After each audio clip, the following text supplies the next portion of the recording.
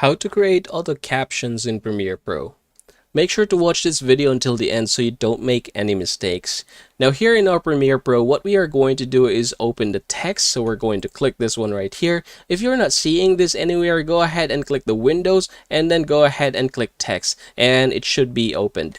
Now from this point forward, go ahead and click transcribe and basically it is going to transcribe the audio. So now we have this one right here. Go ahead and click this and we're going to create captions. So you can basically go ahead and look for caption preset. You can also click this one right here and adjust, say for example, the maximum length in characters. So I'm just going to go ahead and adjust this to the lowest, say for example 7, and then we're going to go ahead and choose single for the lines and then click create captions. Alright, so basically now we have something like this. Hey guys, this is how you are going to add auto captions here in Premiere Pro.